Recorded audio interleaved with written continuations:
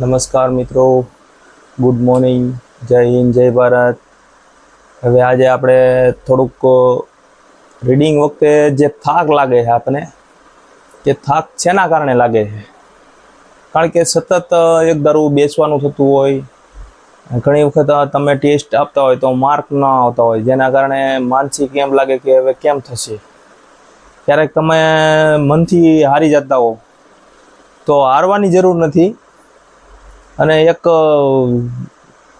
આપણે જે નથી આવડ્યું, જે આપણે ટેસ્ટ દરમિયાન નથી આવડ્યું, એ નથી આવડ્યું એની પાછળ આપણે મહેનત કરવી પડશે અને આગળ વધવું પડશે. અને તમે દરરોજ પોતાના માઇન્ડને એવું માનો કે આજે કંઈક આપણે બે માર્કનું ખાલી વધારે વાંચવાનું છે. હવે 50-60 દિવસ આપણે એક્ઝામના બાકી છે, તો હવે એમ રાખવાનું કે 2 માર્કનું આપણે વધારે વાંચવું. જે ટોપિક નથી આવડ્યો કે તો આખો ટોપિક કમ્પ્લીટ કરી નાખો. એને સામે લઈને બેઠો કે કઈ કઈ વસ્તુ આપણને આવડતી નથી, બરાબર. ઘણા મિત્રો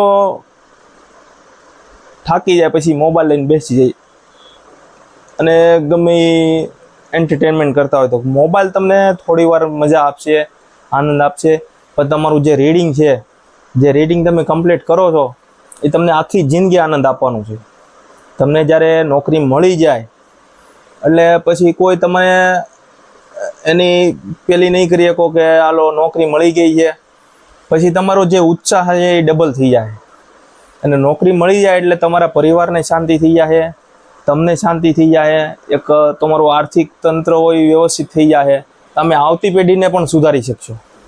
તમારી નોકરી વ્યવસ્થિત હશે, તમે આગળ છો, પણ તો તમારી આગળની પેઢી પણ સુધરી શકશે. આ થોડી ભવિષ્યની વાત છે.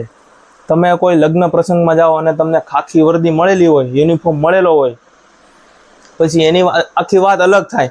અત્યારે આપણે લગ્નમાં જતા હોય તો સામાન્ય આપણને કાઉન્ટર ઉપર ઊભા રાખી દે કે લ્યો ભાઈ, આ તમે દાળ વેચો કે પછી ખમણ વેચો, બરાબર. પણ જ્યારે તમને નોકરી મળી જતી હોય તો તમે જ્યારે લગ્ન પ્રસંગમાં બને જ્યાં સુધી તો આપણે ઓછું જવાનું થાય, કારણ કે લગ્ન પ્રસંગના ટાઈમે તો કોઈને કોઈ બંદોબસ્ત હોય છે, કોઈને કોઈ નોકરી આવી ગયેલી હોય છે. એટલે તોય પણ તમે જાઓ તો પણ તમારી જગ્યા થઈ જાય, ફટાફટ ખુરશી ખાલી થઈ જાય. તમને જે ન ઓળખતા હોય એ પણ તમારી પાસે આવશે, તમને હાથ મેળવશે, તમને ખુશી થઈ છે કે ના ના આપણે મહેનત કરી, બરાબર મહેનત કરી છે, બરાબર. પણ થાકવાની વસ્તુ નથી. તમારો મિત્ર તમને કોઈ બોલાવતો હોય, એ એન્જોય કરતો હોય, અને તમે અત્યારે ચોપડા લઈને થોથા લઈને બેઠા છો, એનો મતલબ એવો નથી કે તમે કાંઈ ગુમાવો છો, બરાબર છે. પણ હકીકત તમે સંઘર્ષ કરી રહ્યા છો અત્યારે. અને અત્યારનો જે સમય છે એ જ તે મેન સમય છે. પછી આ સંઘર્ષનો સમય પછી નથી આવવાનો. એક્ઝામ વહી જાય છે પછી પાછું તમને યાદ આવશે કે સારું એક્ઝામ હતી તો બહુ સારું હતું, પણ હવે શું કરશું. જ્યારે રિઝલ્ટ આવે ત્યારે આપણે કદાચ એકાદા માર્ક હાટું રહી ગયા હોય, ત્યારે એમ થાય કે ઓલું સારું થોડુંક વધારે ધ્યાન આપ્યું હોત તો આપણું કામ થઈ ગયું હોત. પણ એવું વસ્તુ ન બને. અને આપણું સિલેક્શનમાં ભલે છેલ્લું નામ આવે, નામ આપણું અંદર હશે, તમે 25 પોઈન્ટ હાટું રહી ગયા છો અને તમે ગામને કહેશો કે હું ખાલી 25 પોઈન્ટ હાટું રહી ગયો, પણ ગામ એ નહીં સમજે કે આને મહેનત એટલી કરી છે અને 25 પોઈન્ટ હાટું રહી ગયો છે. ગામ શું સમજશે, તમે પાસ છો કે ના પાસ છો. આપણે ગામને બતાવવાની વાત નથી, આપણે ખુદની વાત છે. પણ આ તો સ્વાભાવિક વાત છે. ગામને તમે કોઈ જવાબ નહીં આપી શકો અને પાછું તકલીફ એટલી ઊભી થઈ છે એની વાત જવા જો. એટલે અત્યારથી આખું મનોબળ તમે છે ને એક મજબૂત રાખવું પડશે અને સતત રીડિંગ કરવું પડશે. એનો કોઈ ઉપાય જ નથી. આપણે જે સવારે 4 વાગે જાગીને દોડતા હતા, તો પછી આખો દિવસ પગ દુખતા હતા, પછી બામ લગાવતા હતા, બરફ લગાવતા હતા, ગરમ પાણીનો શેક કરતા હતા, એ વસ્તુ તો હવે નથી કરવાની. હવે તો સહેલી વસ્તુ છે. આખો દિવસ રીડિંગ કરો અને આપણે નોકરી લેવાની ફાઇનલ છે, બરાબર. ભલે વિડીયો આપણા ઓછા જોવાતા હોય, લાઇક સબસ્ક્રાઈબ જે થતું હોય કરી નાખજો. પણ હવે 5-7 મિનિટ હું તમારી બગાડતો હોય. એક મિત્રની કોમેન્ટ હતી કે સાહેબ તમે બગાડતા નથી અને સારું મોટિવેશન આપો છો, તો એટલે હું કહું આગળ એક વધારે વિડીયો બનાવી નાખીએ. પણ જે મેં તમને કીધું હતું કે આ વિડીયોમાં કે ઓનલાઈન તમે અમુક જગ્યાએ તમારો ટાઈમ બગાડો છો, એ ટાઈમ ન બગાડતા તમને કોઈ પણ એવું હોય PDF છે તો એની તમે ફિઝિકલ કોપી કઢાવી લો. તમે મોબાઈલમાંથી રીડિંગ કરો છો વાંધો નહીં, 2-5 પૈસા બગાડો, એ તમારું કાલનું તમારું ભવિષ્ય છે. એ પૈસા તમે જે બગાડ્યા છે એ તમારો ખાલી એક પગાર આવશે ને, એક પગાર, પણ બધા તમારા એ જે તમે જેટલી પ્રિન્ટ કઢાવી છે એ બધા પ્રિન્ટના પૈસા નીકળી જવાના છે, ખાલી એક જ પગાર. તમે મોબાઈલમાં જ્યારે PDFમાં રીડિંગ કરો છો, ત્યારે મોબાઈલથી તમે વાંચતા હોય ત્યારે તમને એમ થાય હાલો ને બીજું કંઈક ખોલીને જોઈ લઉં, તો તમે ત્યારે ને ત્યારે તમે બીજું કંઈક ખોલીને જોયો કે કોઈક નોટિફિકેશન આવી જાય, બરાબર, તો જ્યારે તમે એ નોટિફિકેશન હોય તો તમારો 2-5 મિનિટનો ટાઈમ બગડતો હોય. અત્યારે 1-1 મિનિટનો આપણે ટાઈમ આપણો કિંમતી છે. એટલે તમે ફિઝિકલ કોપી કઢાવી લો, એની ઝેરોક્સ કોપી કઢાવી લો, બરાબર છે. તમારી પાસે PDF આવી, ઝેરોક્સ કોપી કઢાવી લો અને નીચે અંડરલાઇન કરી નાખો. નોખી એક નોટબુક બનાવો. નોખી નોટબુક બનાવવાનો ફાયદો શું છે, જ્યારે એક્ઝામ નજીક આવી ગઈ છે, જ્યારે 2 થી 3 દિવસની વાર છે, ત્યારે તમે એ જે નોટબુક બનાવી એ જ રીડિંગ કરવાની છે. એ જે તમે તમારી મહેનતથી જે ભેગું કરેલું છે એ જ રીડિંગ કરવાનું છે.